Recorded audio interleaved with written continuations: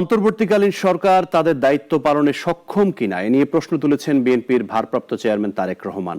আজ এক অনুষ্ঠানে তিনি অভিযোগ করেন, সাবেক রাষ্ট্রপতির দেশত্যাগ, সংস্কারে বিলম্ব এবং রাজনৈতিক দলগুলোর মধ্যে বিভেদ সৃষ্টির মাধ্যমে ফ্যাসিবাদ প্রতিষ্ঠার চেষ্টা চলছে। রাজধানীতে বাংলাদেশ খ্রিস্টান ফোরাম আয়োজিত ইস্টার পুনর্মিলনী ও শুভেচ্ছা বিনিময় অনুষ্ঠানে প্রধান অতিথি হিসাবে লন্ডন থেকে ভার্চুয়ালি অংশ নেন তারেক রহমান। অনুষ্ঠানে বিএনপি মহাসচিব সহ দলের সিনিয়র নেতারা উপস্থিত ছিলেন। গণতন্ত্র আমরা চাই। বিএনপি মহাসচিব মির্জা ফখরুল ইসলাম আলমগীর বলেন, দেশ বর্তমান সংকটময় মুহূর্ত পার করছে।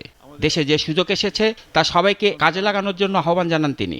আমরা একটা রাষ্ট্র চাই যেখানে সবাই সবার কথা বলতে পারবে, সমান অধিকার থাকবে এবং সে তার ভোট দিয়ে তার প্রতিনিধি নির্বাচিত করতে পারবে।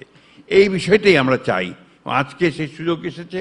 আমরা আশা করব যে আমরা সবাই মিলে আমরা সেই সুযোগের সদ্ব্যবহার করে আমরা সত্যিকার অর্থেই একটা ঐক্যবদ্ধ গণতান্ত্রিক বাংলাদেশ আমরা তৈরি করতে সক্ষম হব। স্বৈরাচারের দোসর সাবেক রাষ্ট্রপতি দেশ ছেড়ে চলে গেলেন কিভাবে? অন্তর্বর্তী সরকার তা জানে না, এমন প্রশ্ন রাখেন তারেক রহমান। বলেন, তাহলে তারা আর কি জানে? সরকার তাদের দায়িত্ব পালনে সক্ষমতার পরিচয় দিতে পারছে কিনা এ নিয়ে সমাজের বিভিন্ন শ্রেণী পেশার মানুষের মধ্যে কিন্তু ধীরে ধীরে সংশয় সৃষ্টি হচ্ছে।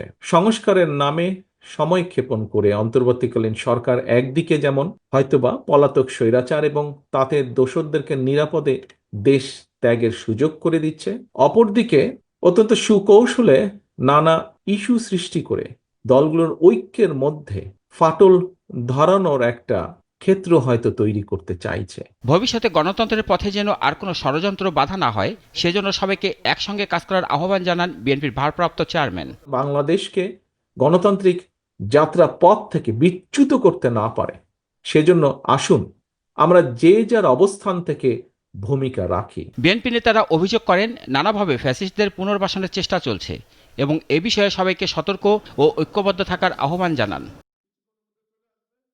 রাশেদুল কাদির, নাগরিক, ঢাকা।